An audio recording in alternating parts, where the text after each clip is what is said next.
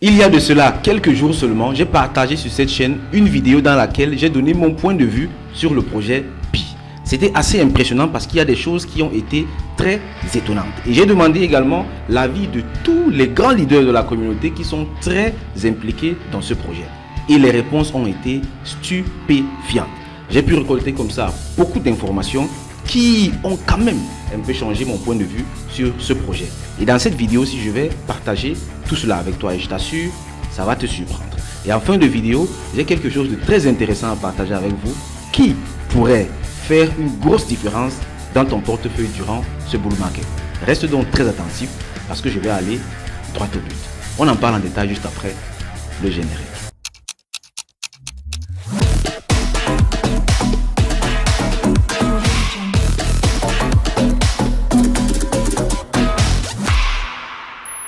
Les informations que je vais partager avec toi ici, je les ai reçues de trois sources principales. Premièrement, les commentaires sous la vidéo YouTube. Deuxièmement, en inbox via WhatsApp d'un très grand leader du réseau Pi. Et enfin, dans l'un des groupes de formation gratuite du CIA. On va commencer par les commentaires sur la vidéo. Ici, tu vois les commentaires, il y en a eu 53. On va simplement lire les commentaires les plus pertinents. On ne va pas tous les lire. Donc ici, imagine que quelqu'un mine 5000 pièces, mais touche seulement 800 pièces sur les 5000 minées, car ces fioles n'ont pas passé le KYC et le reste sera brûlé dans 2 jours. Conclusion, toutes les pièces ne seront pas libérées dans le marché. Ici, dans la vidéo, j'avais clairement mentionné le fait qu'attention les gars, il y a 100 milliards de pièces.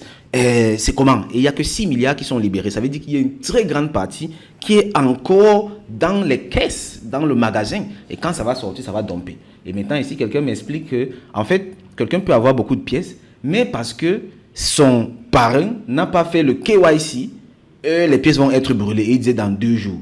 Bon, ici, je n'ai pas totalement compris pourquoi dans 2 jours, parce que d'autres personnes ont donné d'autres versions. Et ça, on va le voir, mais ce n'est pas le plus grave. On va arriver sur les commentaires les plus pertinents. Ici, ensuite, il y a pas mal de KYC encore à vérifier, et beaucoup ont fait le choix de bloquer quelques de leurs tokens. Ça explique pourquoi il n'y a que 6%. Bon, ça aussi, c'est quelque chose qu'on verra en détail plus tard. Il y a des explications beaucoup plus détaillées. Et ici, les pièces qui sont bloquées seront débloquées, mais le choix des détenteurs, c'est ainsi ça. Le Pi va faire mal car Pi a quelque chose de différent. Bon, j'ai validé la pièce à 1000 $. Bon, ça c'est un fanatique. Il a simplement parlé comme ça. On va pas tenir compte de ça. On veut les trucs avec des explications assez logiques quand même. Bon, celui-ci dit, j'ai confiance à Pi car 93% des pièces dont vous faites allusion, seront brûlées en grande partie du fait de non-vérification et perte des comptes de nombreux mineurs. Bon, ici c'est également une information. Ça veut dire que dans la communauté, vu que ça dure déjà 6 ans, mais 6 ans mon frère, 6 ans, beaucoup de personnes ont perdu le compte, beaucoup n'ont pas pu faire les différentes vérifications. Ça, c'est d'ailleurs d'entrée de jeu, ici en commentaire sur YouTube. Je ne pense pas qu'il y ait plus que ça. On va aller donc ensuite dans le groupe de formation gratuite sur WhatsApp. Là-bas également, le débat a été très très intéressant. Et ici, le premier commentaire a été très détaillé. C'est même en fait ce commentaire que j'aimerais qu'on lise bien en détail pour commencer. Ici, la personne dit: bonsoir, monsieur Zangé. J'ai écouté votre vidéo avec attention et je vais vous souligner quelques points. Merci beaucoup, camarade Pacom. 1. Ça fait 6 ans de minage et non 4 ans. Le gars, il est dans le projet depuis le début. C'est un pionnier, il est très fort. 2. Pi Network n'est pas de l'arnaque, mais c'est un groupe de personnes qui s'est permis de créer de fausses informations sur le projet en partant du fait que la valeur sera de 314 159 USD au listing. Bon, ici, moi, je n'ai rien à voir avec le fait que ce soit une arnaque ou pas. J'analyse tout simplement. Et puis, si on va voir que c'est une arnaque, ce sera une arnaque. Parce qu'on sait très bien comment ça se passe. Les personnes qui sont dans un réseau sont souvent, je vais dire fanatiques, pas toutes, mais il y a souvent une certaine passion là qui fait en sorte qu'on refute directement toute argumentation qui va à l'encontre du projet. Donc ici, dit que ce n'est pas de l'arnaque, ce sont des personnes qui ont fait, bon, moi je ne vois rien de palpable là-dedans. Ça peut être ça, ça peut être autre chose. Troisième point, ce n'est pas la première fois que CoinMarketCap agit ainsi. J'ai vu des cryptos avec une market cap élevée qui se retrouvaient sous d'autres cryptos ayant moins de market cap et voir le marché se comporter ainsi. Je comprends que tout est manipulé. Bon, ça c'est vrai. Je reconnais également ici, c'est pas la première fois que CoinMarketCap fait ça, c'est-à-dire mettre des informations, bien afficher des informations qui ne sont pas correctes. Mais ici, CoinMarketCap avait clairement mis le triangle pour dire que eux ils n'ont rien vérifié là-bas. C'est le projet eux-mêmes qui ont mis ça. CoinMarketCap a aussi besoin de temps pour aller vérifier les informations pas à pas. Donc ici, on ne peut pas imputer la faute à CoinMarketCap, mais c'est au projet de fournir les bonnes informations là-bas également. Donc ici, la responsabilité revient clairement à Pi Network. Ensuite, numéro 4, la plupart des pièces, et là ça commence à devenir intéressant, la plupart des pièces sont entre les mains de la communauté et seront libérées progressivement. Pour ceux qui minent Pi, ils savent de quoi je parle. Ça, c'est un point très très important. J'avais posé ça également dans la vidéo précédente. Les personnes ont les pièces et ça va être libéré progressivement. C'est quelle proportion de pièces? À quelle vitesse est-ce que ça va être libéré? C'est ça le vesting. Et c'est un critère très important. Parce que juste ça, ça peut déterminer le sort de ce projet. Ensuite, il continue avec le point sur Bybit. Ça, ce sont des points introductifs. Lui, il a fait les bullet points, donc il a été très bref. Et plus tard, on va voir carrément un voice d'un des plus grands leaders de ce truc-là, de Pi, qui nous a expliqué en détail un peu tout ce qui se passe. On va un peu écouter toutes les explications qu'il a données. On va juste voir le cœur de la matière pour être très rapide ici. Ensuite, il dit, le problème avec Bybit est un malentendu qui est parti de ce que j'ai énuméré dans le point 2. Pi Network n'est pas de l'arnaque, etc., etc. Bon, dans tous les cas, ça ne me concerne pas. Je sais quand même que le PDG de Bybit avait taxé cela d'arnaque, mais ça, si c'est un malentendu, il faut que ça se clarifie également. Bon, au numéro 6, au niveau du KYC, là, ça devient intéressant aussi. Il faut souligner que comme tout programme qui utilise ce genre de vérification a ses forces et faiblesses. Mais le constat que j'ai fait avec Pi est que lorsque vous soumettez vos informations et que la vérification automatique n'arrive pas à se faire pour plusieurs raisons, entre autres la mauvaise qualité de la pièce d'identité ou des informations qui ne correspondent pas, les validateurs prennent la relève. Les validateurs prennent la relève. Et ça, c'est un gros point qu'on a critiqué sur le projet. Le fait que d'autres personnes soient en mesure de faire le KYC pour d'autres. C'est vrai, ils ont dit protection des données et tout, et tout, et tout. Mais le fait que quelqu'un ait accès à ta pièce d'identité et puisse faire la vérification pour toi, là, c'est un peu compliqué. Et la difficulté à ce niveau, c'est que plusieurs validateurs soit ne valident pas après avoir accepté d'être validateur ou abandonnent très vite lorsqu'ils rentrent dans la partie KYC et ne retrouvent pas ce cas à valider.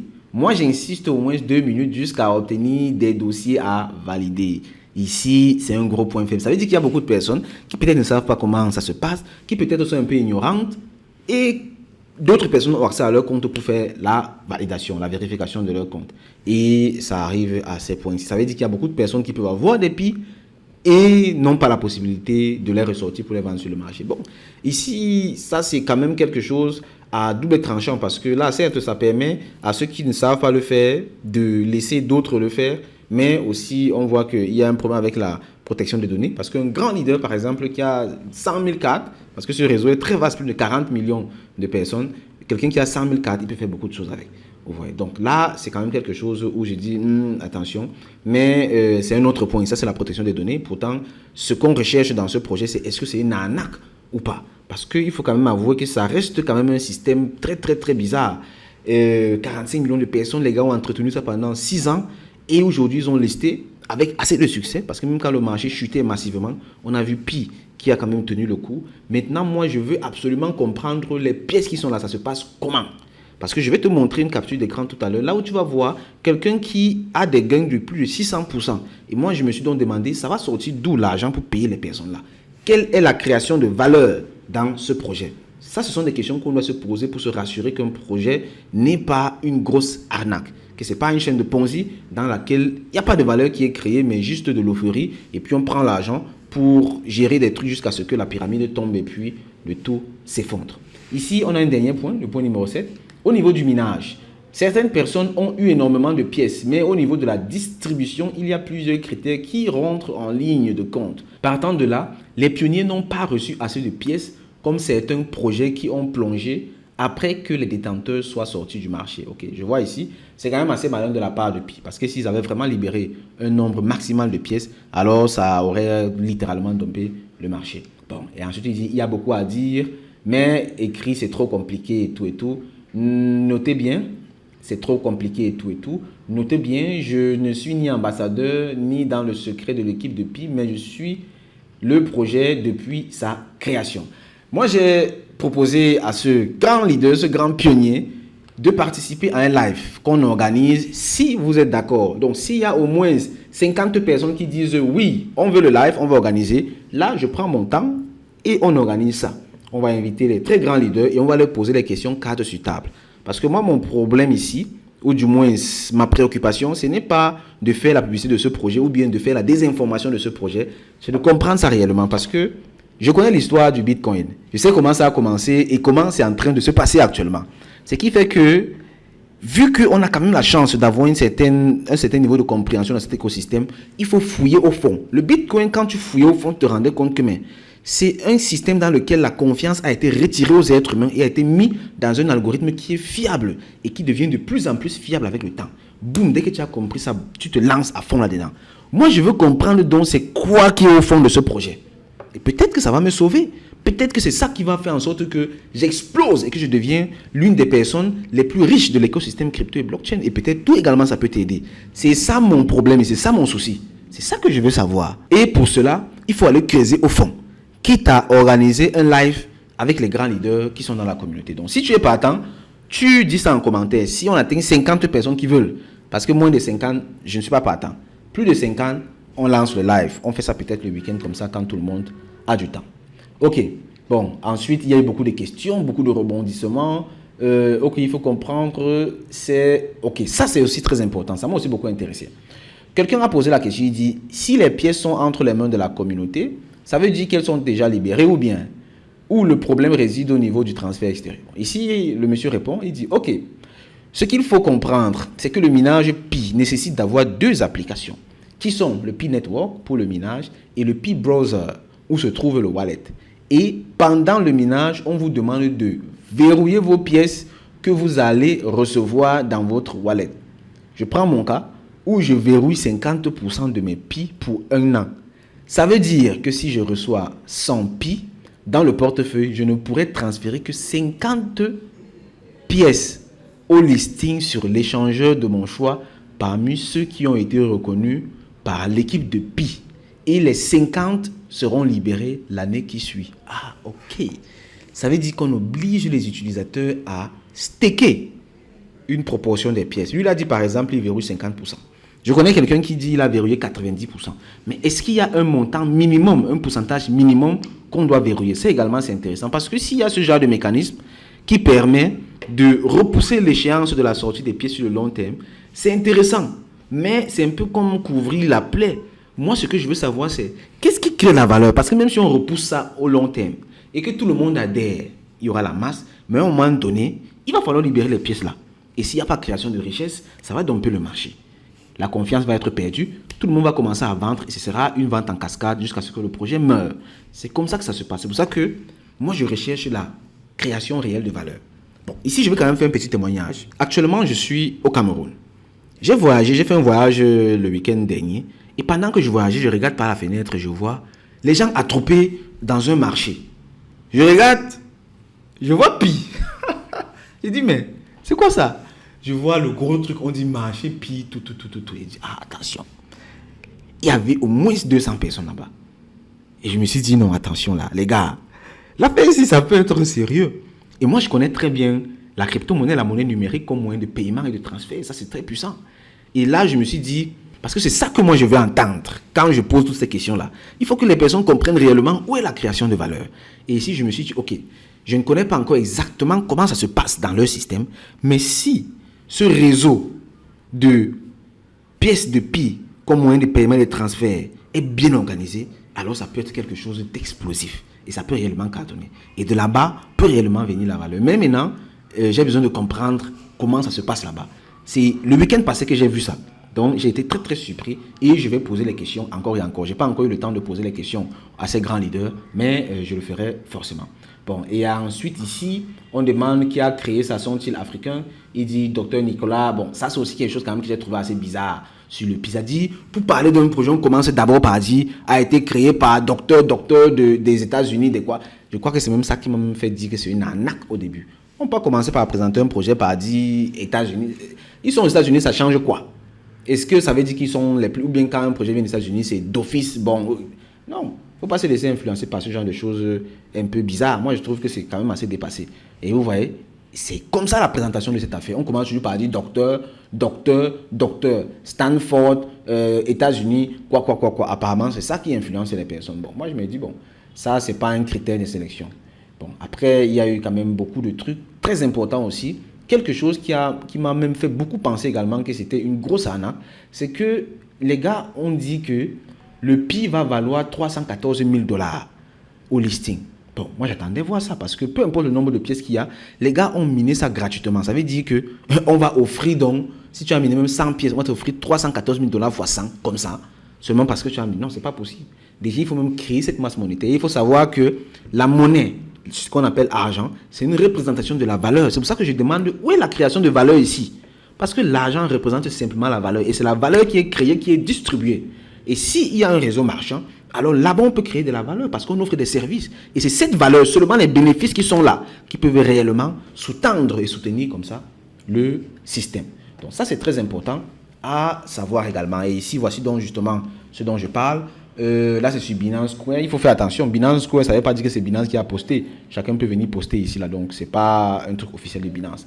C'est simplement leur page d'information. Et ils disent ici, GCV 314 000 $ is the true value of Pi. Donc, ici, ils disent que voici la vraie valeur de Pi. C'est ça qui a justement fait que c'est comme si c'est une arnaque. Parce qu'on a laissé ça à 2 $. C'est descendu jusqu'à 0, combien de dollars. C'est très loin de 314 000 $ quand même. It is a Pi is not related to exchange. No one has forced you to spend your P on trading when many companies within the P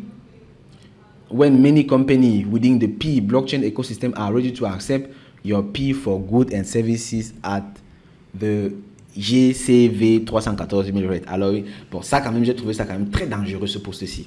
Vraiment très dangereux. Et c'est des trucs comme ça qui peuvent gâter toute la confiance. On ne peut pas vouloir créer deux systèmes. C'est comme s'ils veulent faire une monnaie binaire.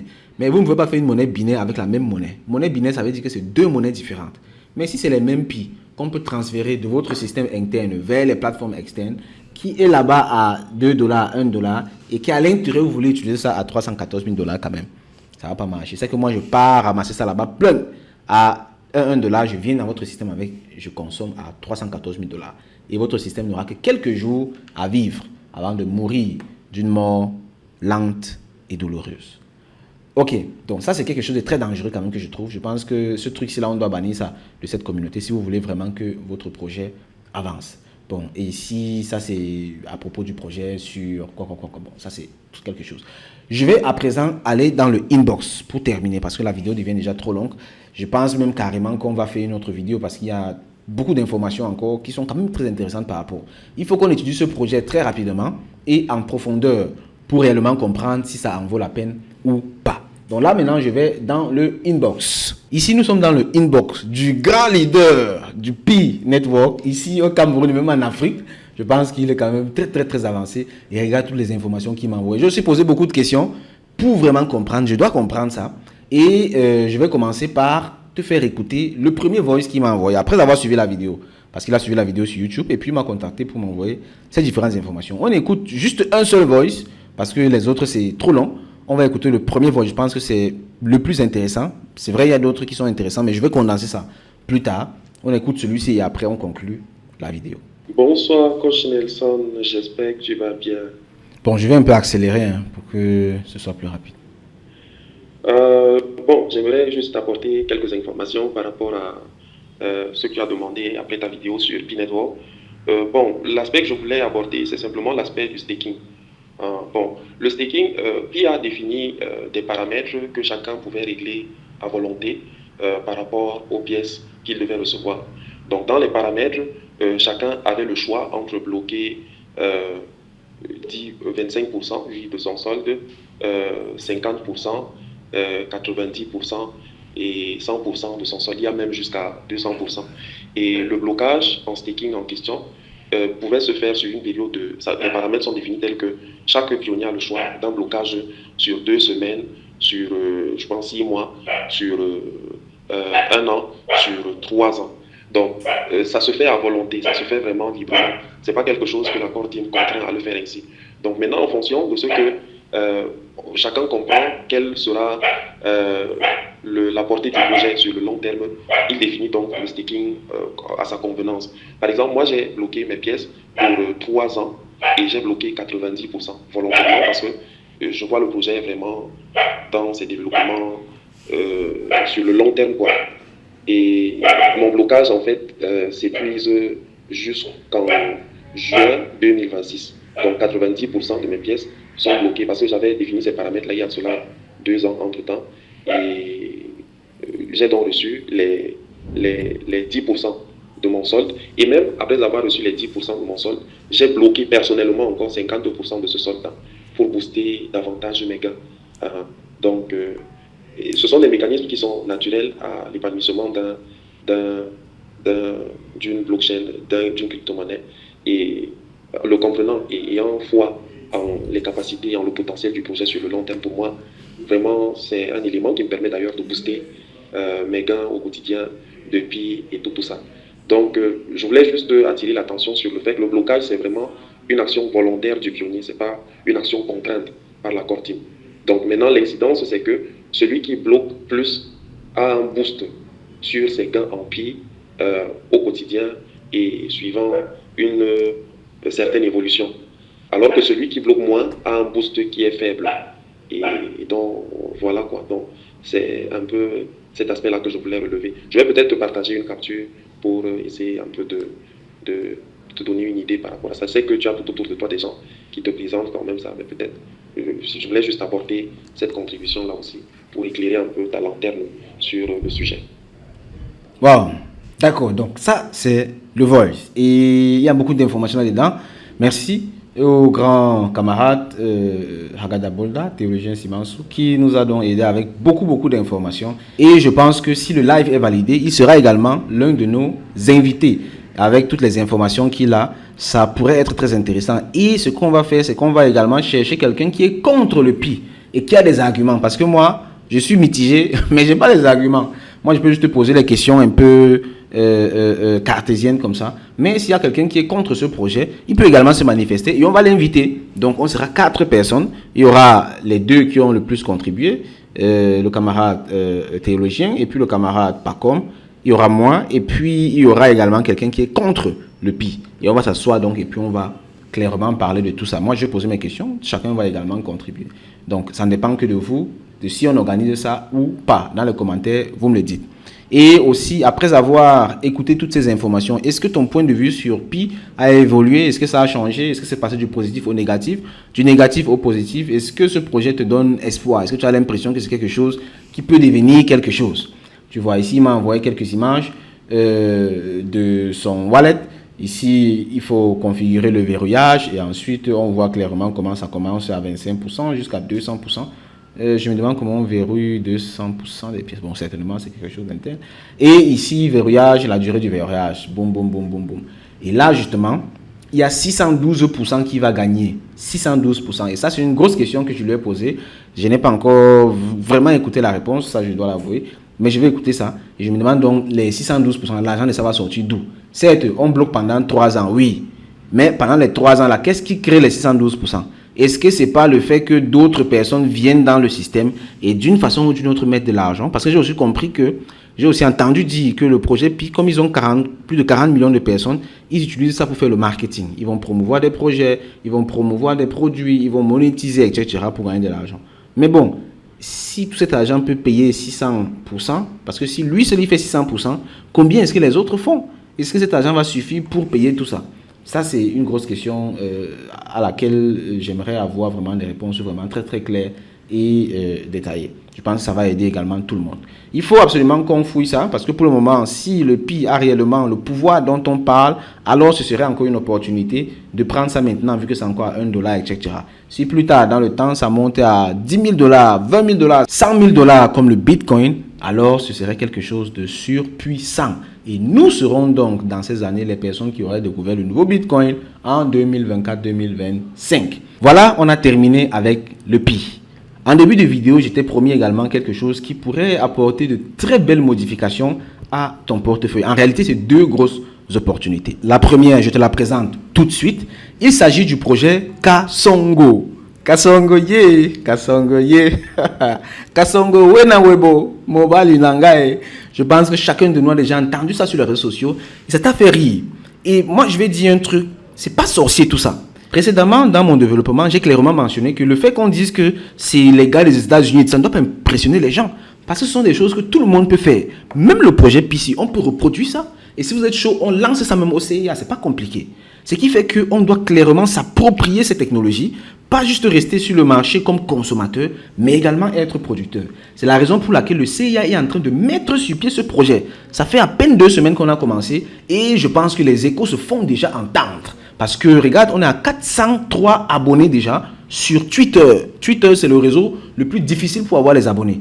Et nous sommes déjà à 403. Et puis, l'attraction, elle est puissante. Regarde, 5000 personnes qui ont vu ça, 43, 52, etc. Je pense qu'il y a un ici aujourd'hui qui a fait plus de 40 000. Tu vois, c'est absolument puissant. Regarde ici, 41 000 vues, 123 commentaires, etc. Les personnes sont attentives à ce genre de projet. Et sur le marché, qui sait que ce sont les Africains qui ont fait ça? Personne. On s'en bat les couilles, on s'en fout. Tout simplement parce que on peut s'approprier cette technologie. C'est ouvert à tout le monde. Et quand on dit que la crypto, la blockchain est décentralisée, c'est vraiment décentralisé, les gars. Donc ici, c'est un projet pilote qui permet comme ça, d'éduquer un maximum d'Africains, c'est la mission principale du CIA, et de démystifier cet écosystème. Nous allons lancer ce projet, principalement pour l'éducation et tout, mais ça peut générer beaucoup d'argent aussi. Ce qui fait que je vous invite, vous tous, avec la même énergie que vous avez mis dans PI, dans les projets étrangers là, à venir mettre également cette énergie ici. Et qu'on pousse ce projet ensemble comme ça pour que ça atteigne toutes les sphères de l'écosystème crypto et blockchain, les plus hautes sphères. Et c'est possible parce que ce projet Kasongo a tout le potentiel que les projets comme Mundeng, par exemple, ont. Les projets comme Capybara ont. Les projets comme Pepe. On peut se retrouver avec des millions, voire des milliards de market cap sur ce projet. C'est très sérieux. Et ce projet, nous sommes en train de mettre vraiment toutes les énergies pour que ce soit excellent. Tu vois, le groupe Telegram, il est là, très professionnel. Le site web également, il est là, très professionnel également. Je te fais visiter le site web. Je vais laisser les liens juste en dessous. Tu vas, tu visites le projet et puis tu me dis ce que tu en penses, tout simplement. Tu peux liker, follow et puis observer ce qui se passe. Et je vais donc vous enseigner, je vais vous partager tout ce qu'il faut pour faire vos propres projets. Parce que même toi, tu peux faire également ton projet avec ça. Peut-être c'est pour financer un projet agricole, peut-être c'est pour financer un projet immobilier, que sais-je. Tu peux faire beaucoup de choses avec. Donc ici, il faut venir voir. Là, c'est le site web, par exemple. Tu vois, on a fait ça un peu fun, un peu tranquille, détendu, mais très, très, très, très important et très, très, très instructif. Et le lancement officiel, c'est le 14 mars, donc dans quelques jours seulement. Bon, ceux d'entre vous qui ont un peu d'argent, qui sont prêts à perdre, vous pouvez venir dans le projet. Ceux qui ne sont pas formés, qui ne savent pas ce que c'est là, ne passez pas à côté. On ne veut pas les ignorants ici dans le projet. Vous venez simplement, vous découvrez, vous apprenez. Mais quand on lance le token, vous n'achetez surtout pas. Surtout pas. Sauf ceux qui sont formés et qui savent exactement ce qu'elles font sur le marché. Je ne veux pas les novices dans le projet. On ne veut pas. Ce n'est pas un projet de spéculation, d'investissement. Non. C'est un projet d'éducation. Il faut comprendre, il faut connaître ce qui se passe sur le marché des shitcoins, des meme coins. Le projet Pi, je croyais que c'était un meme coin, mais aujourd'hui, avec ce que je vois, ça a l'air d'être plus un utility token. Mais on va voir donc comment ça va évoluer, surtout avec le live qu'on va certainement organiser et puis toutes les recherches qu'on va faire. Ici, c'est exactement un meme coin. Donc, c'est là vraiment juste pour amuser la communauté, pour faire quelque chose d'utile. Ici, par exemple, on va aider un peu les animaux sauvages, principalement les phacochères ici, à avoir un habitat un peu plus serein et tout et tout. Donc, on va le faire. Et c'est à ça que les meme coins servent. On peut faire beaucoup d'autres choses avec. Donc ça, c'est ce que j'avais à partager avec toi. J'espère que ça va beaucoup t'intéresser. Dans tous les cas, ça va beaucoup t'intéresser. Va simplement sur le site web, tu vas sur le Twitter, tu t'abonnes et puis tu suis le projet. Tu vois comment ça se passe. Peut-être plus tard, ça va beaucoup t'aider dans tes propres projets ou peut-être financièrement dans ton portefeuille si tu en as les connaissances. Ceux qui n'ont pas les connaissances et veulent se former en shitcoin, en dessous, je vais laisser le lien. Formation, shitcoin et vous vous formez tout simplement. Autre chose également, tous ceux qui n'ont pas de connaissances en crypto et en blockchain, j'offre une formation gratuite. Le CIA vous offre une formation totalement gratuite. 2 formations même. Une en vidéo, le lien en dessous, et une autre c'est un e-book. Un e-book pour ceux qui préfèrent lire. Là également, vous allez apprendre tout. C'est beaucoup plus axé sur le trading des crypto-monnaies là-bas. Mais la formation gratuite, on touche à tout, que ce soit analyse fondamentale, technique, finance décentralisée, les shitcoins, etc. C'est une formation complète qu'on offre gratuitement. Et pour ceux qui veulent se spécialiser dans les shitcoins, il y a également le programme Shitcoin Master. Ouf! La vidéo a été extrêmement longue et félicitations et merci à toi d'avoir suivi jusqu'ici. Voici en gros ce que j'avais à partager avec toi. Je t'invite vivement à faire tes propres recherches. Tout ce que je partage ici, ce sont mes expériences afin de te faciliter le travail sur le marché. Rassure-toi d'aller au fond des différentes thématiques avant de mettre ton argent dans quoi que ce soit. Profite des opportunités que nous offre l'économie numérique pour aller au fond. Utilise l'intelligence artificielle pour avoir un maximum d'informations. Et tu pourras peut-être retrouver comme ça le prochain projet qui fera de toi un multimillionnaire aujourd'hui ou peut-être dans quelques années. Et je rappelle encore une fois de plus, le Bitcoin a commencé de façon anodine. Personne n'y croyait au départ. Aujourd'hui, c'est peut-être le P-Network ou peut-être le projet Kasongo qui commence de façon anodine. Mais qui sait, peut-être dans 10 ans, dans 5 ans, ou même peut-être dans 2 ans, ce sera le prochain Bitcoin. Je t'invite donc vivement à faire tes recherches et surtout à profiter de la formation gratuite que je t'ai offerte. Juste en dessous, tu trouveras le lien. Et d'ici là, porte-toi très bien. Beaucoup de succès sur le marché. Au revoir camarades. Bye bye.